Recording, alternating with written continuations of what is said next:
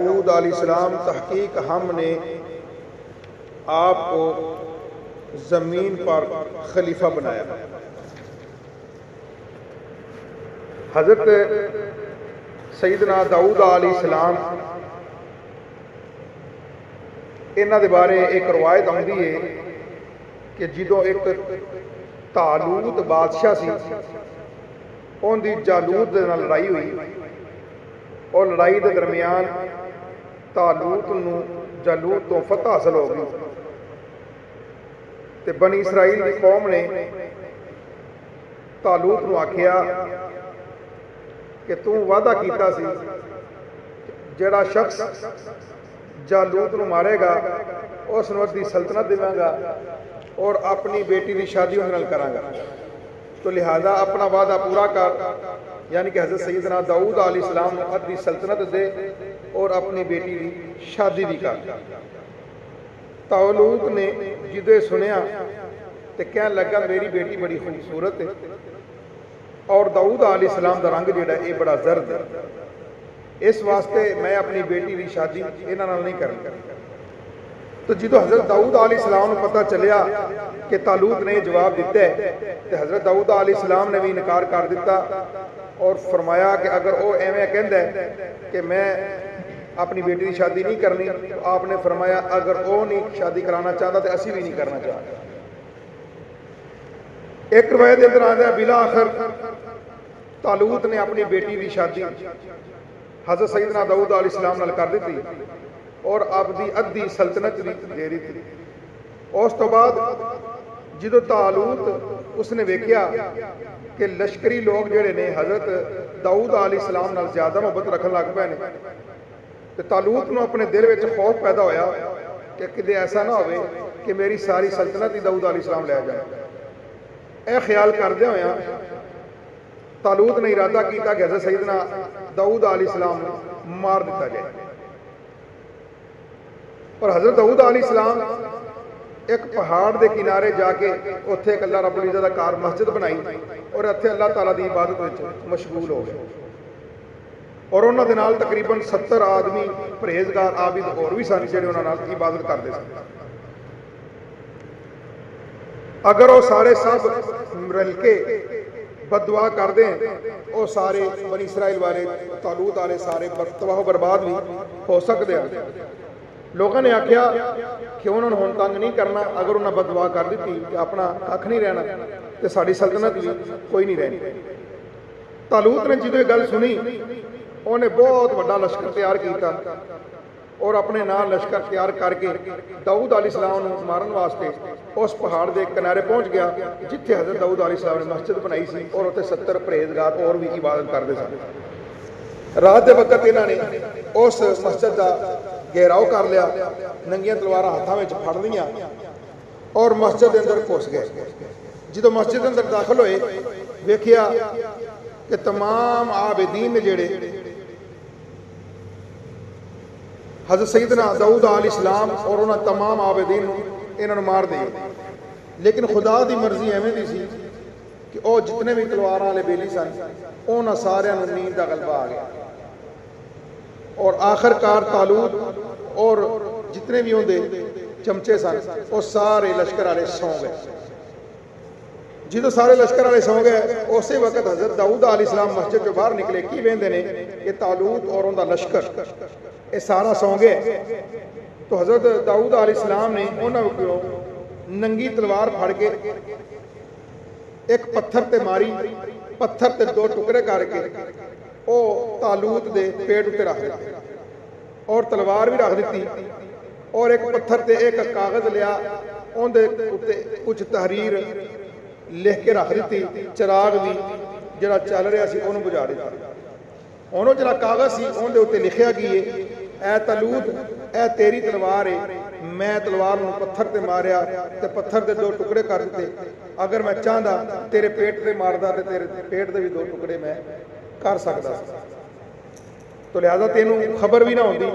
تے کوئی تیری فریاد بھی نہ پہنچدا، تینوں کوئی بچا بھی نہ سکدا، تے بس بہتری تیری اندے وچ ہی ہے، اٹھ ایتھوں چلا جا اور ان عابداں نوں مارن دا جڑا ارادہ ہے بالکل ختم کر دے،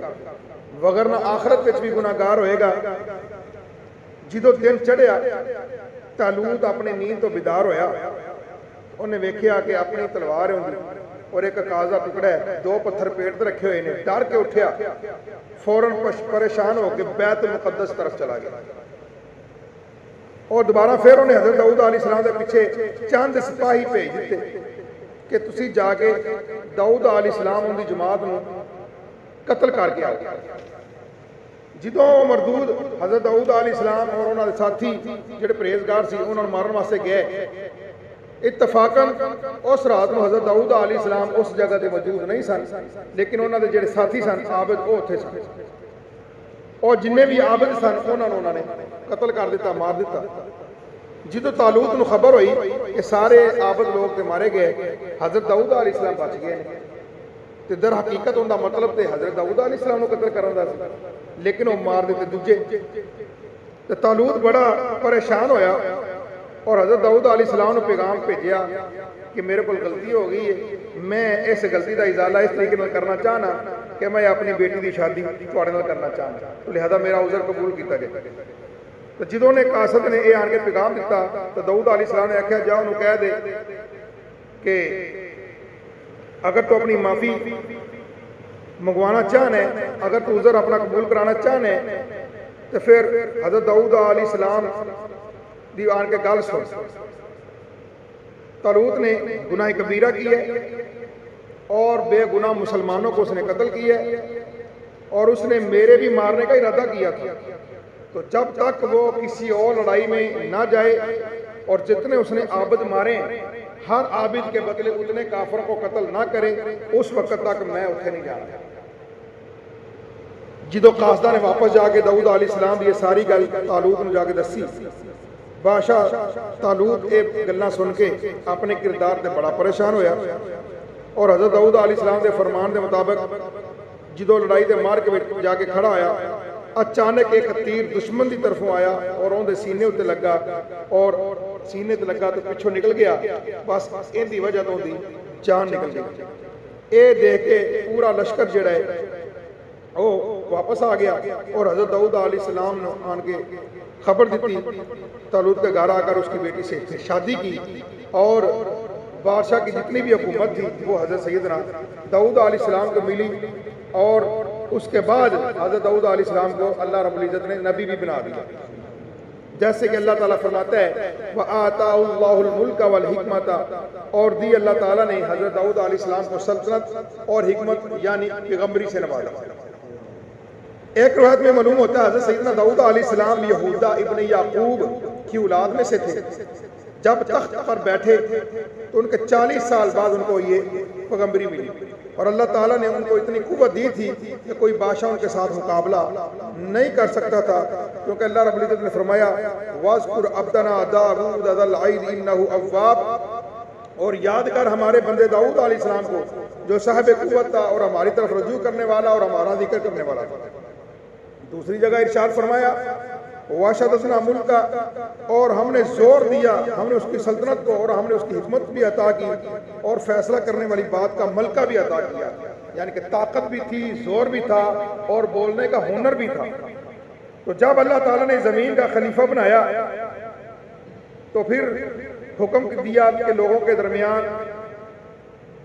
حق کے ساتھ پیش آؤ اور اپنی خواہشات نفسانی کی پیروی نہیں کرنی، اگر تم نے ایسا کیا تو ہم آپ کو گمراہ کر دیں گے۔ تو اللہ تعالیٰ کی راہ سے اللہ تعالیٰ ان کو ایسا خوش آواز بھی اللہ رب العزت نے ان کو دی تھی کہ جب وہ اپنی آسمانی کتاب زبور پڑھتے ان کی خوشحالی سے بہتا پانی بھی ٹھہر جاتا۔ حضرت سیدنا داؤد علیہ السلام جب زبور کو پڑھتے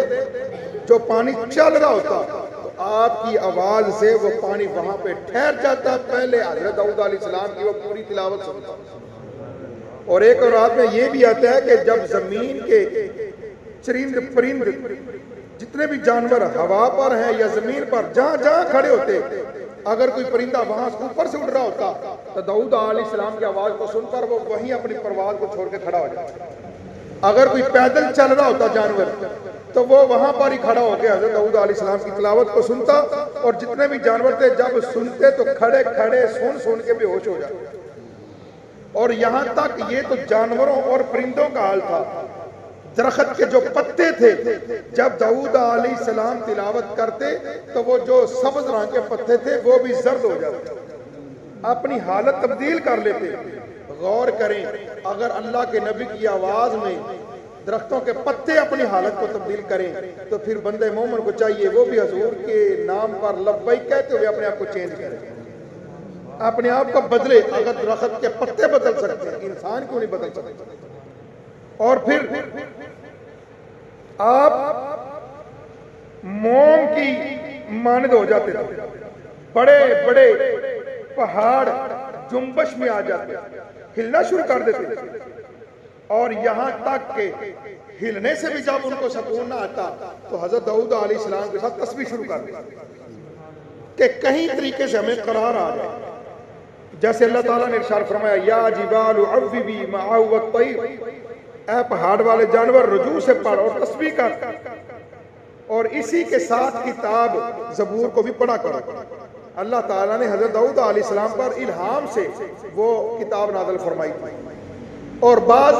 تاریخ کی کتابوں سے معلوم ہوتا ہے، بلکہ مترجم نے اپنے مطالعہ خاص میں یہ بھی چیز دیکھی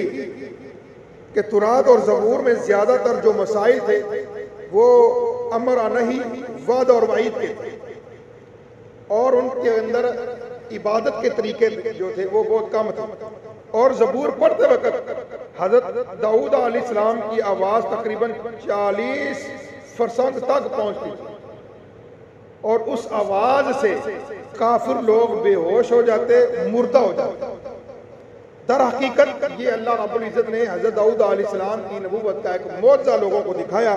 اور دوسرا معجزہ کیا تھا کہ اللہ تعالیٰ نے ان کی انگلیوں میں ایسی تاب اور ایسی گرمی رکھی تھی، ان کے چھوتے ہی لوہا پگھل کر نرم ہوتا، جیسے اللہ تعالیٰ فرماتا ہے وَأَنَّا لَهُ الْحَدِيدِ،